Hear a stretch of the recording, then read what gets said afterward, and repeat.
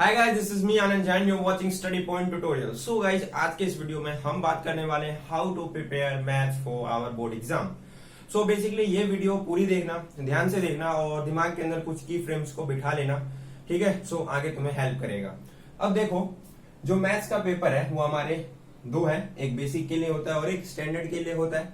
सो ये वीडियो दोनों ही स्टूडेंट्स के लिए है, घबराने की कोई जरूरत नहीं है कि मैं स्टैंडर्ड के लिए बाद में बनाऊंगा या बेसिक्स के लिए बाद में बनाऊंगा, क्योंकि दोनों ही स्टूडेंट हर कैटेगरी के अंदर उनका माइंडसेट सेम ही चलता है।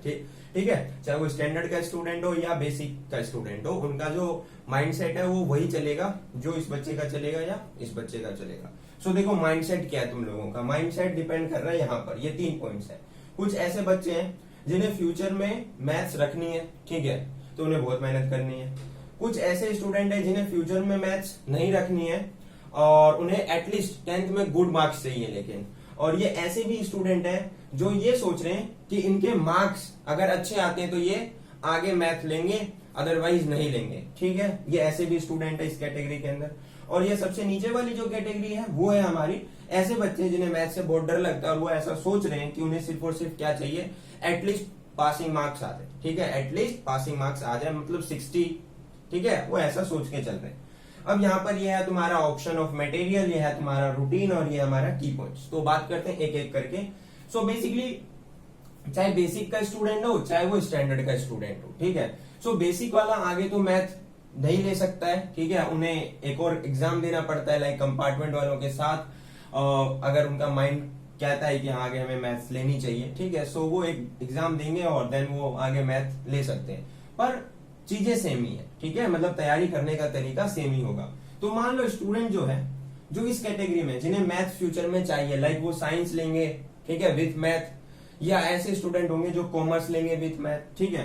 तो ध्यान से देखो, अब यहाँ पर कुछ ऐसे स्टूडेंट भी होंगे वो ये सोच रहे होंगे कि यार अब ये चीजें तो खत्म हो जाएंगी ना, लाइक अब नया एजुकेशन पैटर्न बन करके आ जाए, तो यार अभी उसका इम्प्लीमेंटेशन का कुछ नहीं आया, इस साल तुम्हें बोर्ड एग्जाम देना ही है, तो तैयारी इसी हिसाब से रखो, ठीक है। तो उस पर मत जाओ, अभी मत सोचो उसका मतलब इम्प्लीमेंट प्रोसेस अभी नहीं आया कि वो कैसे इम्प्लीमेंट होगा हमारे इंडिया के अंदर, अभी बस आ गया है, ठीक है, कागजी कार्रवाई हुई है, अभी इम्प्लीमेंटेशन वर्क पे कोई बात नहीं हुई है।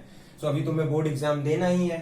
सो ध्यान से देखो, जो स्टूडेंट है मैथ्स जिन्हें फ्यूचर में चाहिए और वो स्टूडेंट जिन्हें अच्छे मार्क्स चाहिए, मैथ नहीं चाहिए, या ऐसे स्टूडेंट जो अच्छे मार्क्स के लिए पढ़ रहे हैं और उसी अच्छे मार्क्स पे वो आगे मैथ्स को परस्यू करेंगे।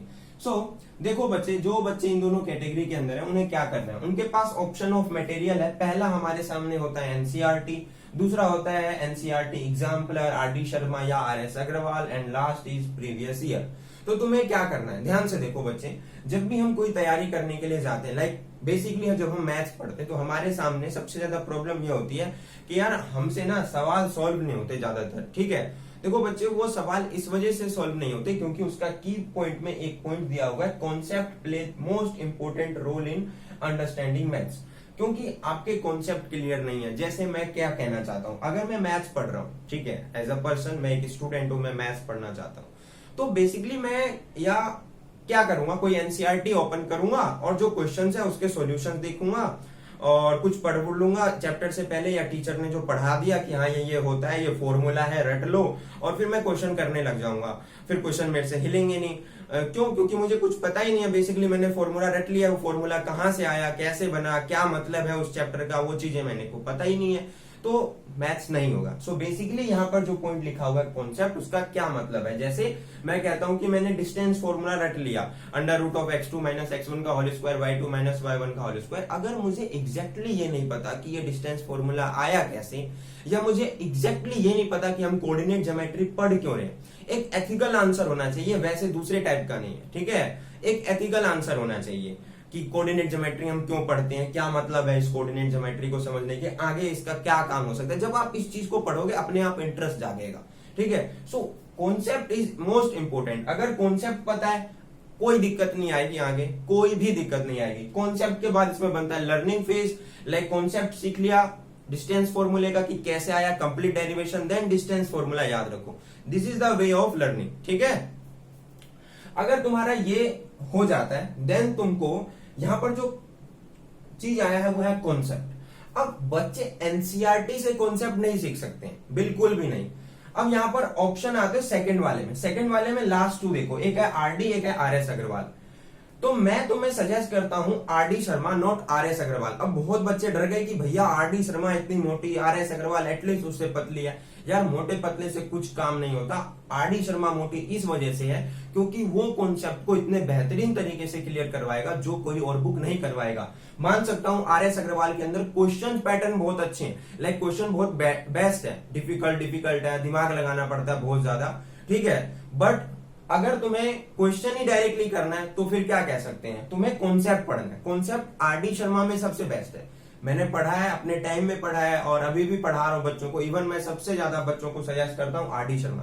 कैसे पढ़ना है आरडी शर्मा, चैप्टर खोलो, सारी चीजें देखो। आरडी शर्मा में सबसे बेस्ट क्या है, हर टाइप के क्वेश्चन का कॉन्सेप्ट और क्वेश्चन, हर टाइप का कॉन्सेप्ट फिर क्वेश्चन, कॉन्सेप्ट क्वेश्चन, ऐसा है।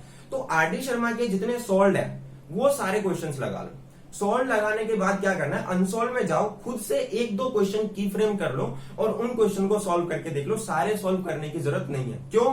क्योंकि जब तुम आरडी शर्मा के सारे सॉल्व एग्जांपल और कॉन्सेप्ट पढ़ लोगे, देन तुम्हें कहां आना है, एनसीईआरटी पर आना है। ठीक है, कहां पर आना है, एनसीईआरटी पे। अब मैं तुम्हें बता रहा हूं एनसीईआरटी में क्या करना है।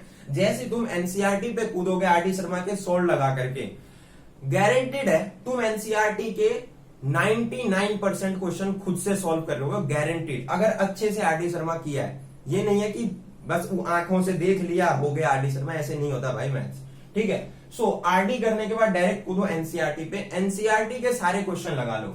उसके बाद एनसीईआरटी एग्जाम्पलर लगाने की जरूरत नहीं है, आरएस अग्रवाल लगाने की जरूरत नहीं है। एनसीईआरटी के बाद सीधा कूदो किस पर, प्रीवियस ईयर पर। प्रीवियस ईयर में क्या करना है, एटलीस्ट 3 से 4 साल के, पिछले साल के सारे क्वेश्चंस चैप्टर वाइज लगाओ, सारे क्वेश्चन, ठीक है। फिर दोबारा रीसर्कल करो। रीसर्कल में क्या करना है, तुम्हें आरडी पे नहीं जाना है, दोबारा से एनसीईआरटी पर जाना है। और एनसीईआरटी पर जाने के बाद तुम्हें क्या करना है, स्कूल से मिलता है सपोर्ट मटेरियल, सपोर्ट मटेरियल वाले किताब के क्वेश्चन कर लेना, ठीक है। और दोबारा एग्जाम से पहले, जब एग्जाम होने वाला होता है उससे जस्ट पहले सिर्फ और सिर्फ क्या करके जाना है, एक बार प्रीवियस ईयर के प्रैक्टिस, और कुछ भी नहीं, प्रीवियस ईयर के प्रैक्टिस, ठीक है। ये किस बच्चों के लिए था, जिन्हें मैथ्स जरूरत थी और जिन्हें अच्छे मार्क्स की जरूरत थी। अब यहां पर आते हैं हम बात रूटीन पर। रूटीन क्या है, रूटीन में यह है कि कुछ बच्चों के लिए जो चैप्टर है वो बहुत इजी है, कुछ बच्चों के लिए कुछ चैप्टर बहुत यानी थोड़े डिफिकल्ट है, और कुछ ऐसे चैप्टर हैं जो बहुत ज्यादा डिफिकल्ट है। डिपेंड अपॉन यू, यानी ये तुम पर निर्भर करता है, मुझ पर, मेरे लिए कुछ और हो सकता है, किसी और के लिए कुछ और हो सकता है। अब इसमें इसका क्या मतलब है भैया, रूटीन में ये क्या मतलब है, इसका ये मतलब है बच्चे देखो कि तुम्हें पढ़ना तो सारा चैप्टर है, ऐसा नहीं है कि सारा चैप्टर नहीं पढ़ना है। तो इस चीज को ऐसे समझो कि तुम्हारे पास करेले की सब्जी है और एक तरफ खीर है, तो तुम किसे पहले खाना पसंद करोगे, तुम सबसे पहले करेले की सब्जी खाओगे, उसके बाद खीर खाओगे, है ना। हर कोई यही सोचेगा। हो सकता है कोई कोई पहले खीर खा ले, बाद में करेला खाए लालच में, तो लालच में फिर वो चला जाएगा। तो best way of learning is, सबसे पहले प्योर डिफिकल्ट चैप्टर को निपटाओ। लाइक 10th के बच्चों के लिए ट्रिग्नोमेट्री हार्ड है, surface area and volume hard है, ठीक है।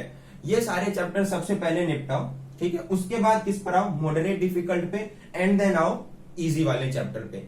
ये तरीका होता है। मैंने एग्जांपल के साथ बता दिया कि सबसे पहले हमें क्या करना होता है, करेले को खाना होता है, फिर खीर। इस चीज को हम अपने लाइफ में इंप्लीमेंट करना भूल जाते हैं जब हम कोई किसी चीज की तैयारी करते हैं। लाइफ एक एथिक्स पर चलता है, तो उस एथिक्स को फॉलो करो, सक्सेस जरूर मिलेगी, ठीक है बच्चे। अब यहाँ पर ये रूटीन समझ में आ गया, ये सारी चीजें समझ में आ गई। अब हम बात करते हैं ऐसे बच्चों के लिए जिन्हें मैथ्स की जरूरत नहीं है। आगे एक और पॉइंट है जिसमें मैं बात करूंगा।